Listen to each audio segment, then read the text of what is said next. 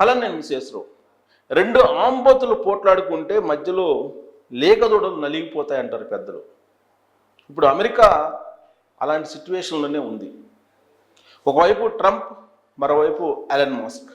వీళ్ళిద్దరూ అంతర్గతంగా వాణిజ్యపరమైనటువంటి బిజినెస్ పరమైనటువంటి వార్ చేసుకుంటూ ఉన్నారు.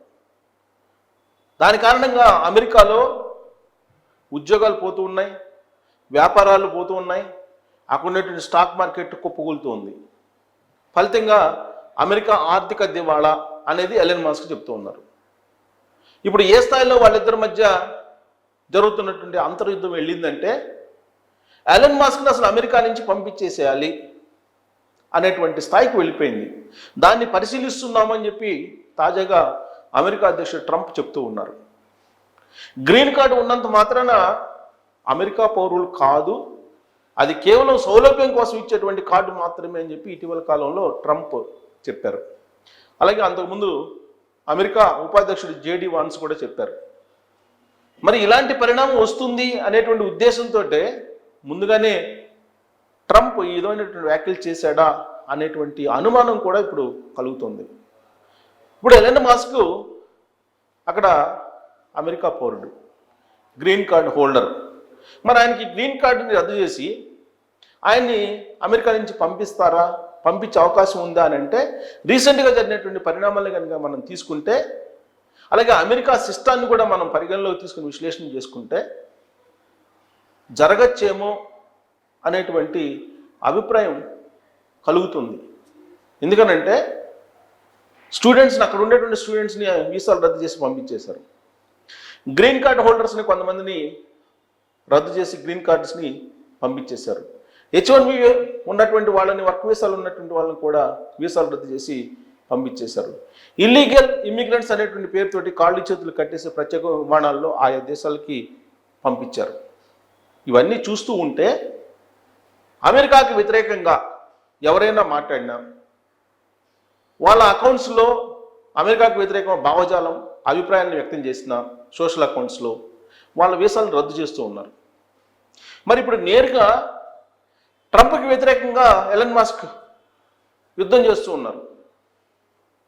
అసలు ట్రంప్ అంటే, ట్రంప్ ప్రభుత్వాన్ని అంటే అమెరికా ప్రభుత్వం, అమెరికాని, అమెరికా చట్టాలని, అమెరికా భావజాలాన్ని వ్యతిరేకిస్తూ ఉన్నాడు ఎలన్ మస్క్ అనేటువంటి అభిప్రాయం ట్రంప్లో ఉంది.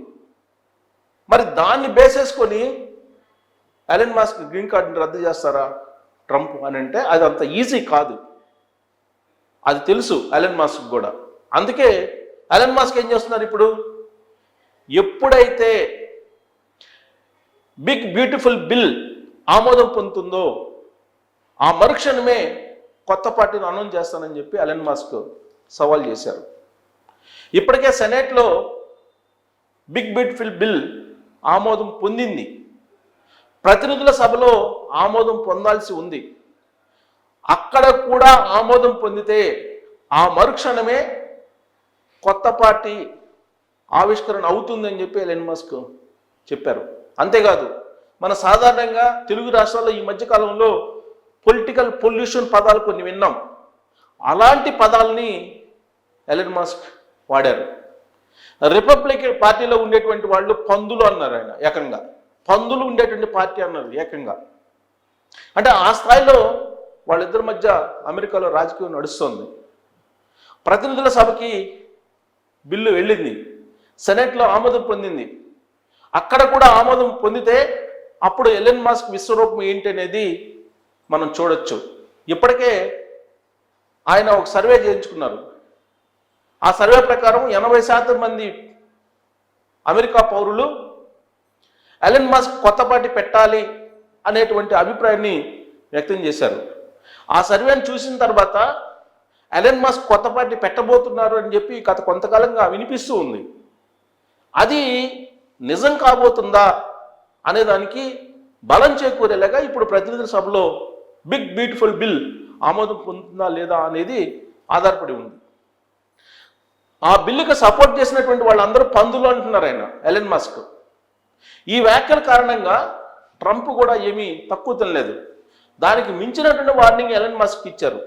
ఏమిచ్చారు, ఎలన్ మస్క్ ఇదే విధంగా వ్యవహరిస్తే ప్రభుత్వం ఇచ్చేటువంటి సబ్సిడీలు స్పేస్ ఎక్స్కి కానీ లేదా టెస్లాకి కానీ శాటిలైట్కి కానీ ఇచ్చేటువంటి సబ్సిడీలని ఆపేస్తే ఎలన్ మస్క్ కంపెనీలన్నీ కుప్పగొలుతాయని చెప్పి ఆయన అంటూ ఉన్నారు. దానికి ప్రతిగా ఎలన్ మస్క్ ఏమంటున్నారు, బిగ్ బ్యూటిఫుల్ బిల్ కనుక ఆమోదం పొందితే టోటల్ అమెరికా కొలాప్స్ అంటున్నారు ఎలన్ మస్క్. మీరు సబ్సిడీని రద్దు చేసి చూడండి, రద్దు చేయండి, రద్దు చేసినంత మాత్రాన స్పేస్ ఎక్స్ను మూసేయను, టెస్లాను మూసేయను, శాటిలైట్లను పంపించడం ఆపేయను, మీరు సబ్సిడీలు క్లోజ్ చేసి చూడండి అని చెప్పి ట్రంప్ని రెచ్చగొడుతూ ఉన్నాడు ఎలన్ మస్క్. ఇలాంటి పరిస్థితుల్లో టెస్లా అనుబంధంగా ఉండేటువంటి కంపెనీల షేర్లు అమాంతం పడిపోయాయి. ఒక పక్క ప్రపంచ కుబేరుడు ఎలన్ మస్క్, ఇంకొక పక్క అమెరికా అధ్యక్షుడు ట్రంప్, వీళ్ళిద్దరి మధ్య నడుస్తున్నటువంటి వార్ కారణంగా మధ్యలో ఉండేటువంటి ఇన్వెస్టర్స్ ఎవరైతే ఉన్నారో వాళ్ళు భారీగా నష్టపోయారు. ఇప్పుడు ఎలన్ మస్క్ సంబంధించినటువంటి గ్రూప్లో ఉండేటువంటి ఆయన పెట్టినటువంటి కంపెనీల మొత్తం షేర్లు ఆల్మోస్ట్ 20 to 30% పడిపోయాయని చెప్పి స్టాక్ మార్కెట్ని అబ్జర్వ్ చేస్తే మనకు తెలుస్తుంది. సో ఇంత భారీ నష్టాన్ని ఇన్వెస్టర్లు చవి చూశారు. కొన్ని లక్షల కోట్లు నష్టపోయారు వాళ్ళిద్దరి మధ్య జరుగుతున్నటువంటి ఈ విధమైనటువంటి మాటల యుద్ధం కారణంగా. అయితే ఎలన్ మస్క్ ఏం చెప్తూ ఉన్నారంటే, తనకున్నటువంటి టెక్నాలజీ ప్రకారం కానీ తనకున్నటువంటి బిజినెస్ నాలెడ్జ్ ప్రకారం కానీ బిగ్ బ్యూటిఫుల్ బిల్ ఆమోదం పొంది అది చట్టరూపంలోకి వస్తే అమెరికాలో ఉండేటువంటి కంపెనీలు అన్నీ కొలాప్స్ అవుతాయి. ఏదైతే ట్రంప్ చెప్పారో మేక్ అమెరికా గ్రేట్ అగైన్ అని అది నెరవేరదు, దివాలా తీయటం ఖాయం అని చెప్పి ఎలన్ మస్క్ బల్లగుద్ది చెప్తూ ఉన్నారు. కానీ ట్రంప్ మాత్రం ఆయన దక్షిణాఫ్రికా పంపిస్తాను ఎలన్ మస్క్ని అని చెప్పి వార్నింగ్ ఇస్తూ ఉన్నారు. దక్షిణాఫ్రికా మూలాలు ఉన్నటువంటి ఎలన్ మస్క్ ఇప్పుడు దక్షిణాఫ్రికా వెళ్తారా, లేదంటే అమెరికాలోనే ట్రంప్ అంతు చూసే అవకాశం ఉందా అనే దాని మీద ఇప్పుడు పెద్ద ఎత్తున ప్రపంచవ్యాప్తంగా చర్చ జరుగుతుంది, ఒక అమెరికాలోనే కాదు. కారణం ఒకవైపు ప్రపంచ కుబేరుడు, ఇంకొకవైపు అమెరికా అధ్యక్షుడు, వీళ్ళిద్దరూ మధ్య జరుగుతున్నటువంటి ఈ అంతర్ యుద్ధం ఎటు దారి తీసే అవకాశం ఉందనే దాని మీద కూడా పెద్ద ఎత్తున చర్చ జరుగుతుంది. వాస్తవంగా ఎలన్ మస్క్ ట్రంప్ ఇద్దరు బిజినెస్ పీపుల్, బిజినెస్ యాంగిల్లోనే ఆలోచిస్తారు. ఇవన్నీ తెలిసి కూడా వాళ్ళు ఈ విధమైనటువంటి యుద్ధానికి దిగారు అని అంటే అసలు డోజ్ని ఏర్పాటు చేయాలి అని చెప్పి అంటున్నారు. ఎలన్ మస్క్ కంపెనీల్లో డోజ్ని పెట్టేయాలి, డోజ్ని పెట్టి మొత్తం ఎంప్లాయీస్ని కూడా తీసిపారేయాలని చెప్పి ట్రంప్ అంటున్నారు. వీళ్ళిద్దరి మధ్య జరుగుతున్నటువంటి ఈ అంతర్యుద్ధం అమెరికాని ప్రపంచాన్ని ఎటువైపు తీసుకెళ్లేటువంటి అవకాశం ఉంది.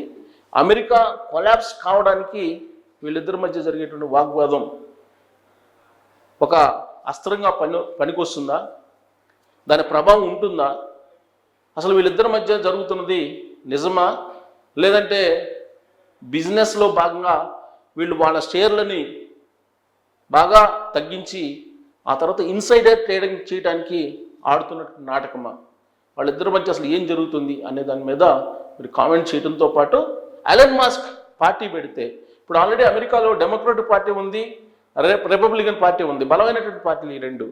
అయితే రిపబ్లికన్స్ లేదంటే డెమోక్రాట్స్ అధికారంలోకి వస్తూ ఉంటారు. మరి ఈ రెండు బలమైనటువంటి పార్టీలు కాకుండా ఎలన్ మస్క్ కనుక పార్టీ పెడితే ఆ పార్టీని అమెరికా పౌరులు, అమెరికా ఆదరించేటువంటి అవకాశం ఉందా అనేది మీరు ట్రోల్ చేయొచ్చు. Thank you.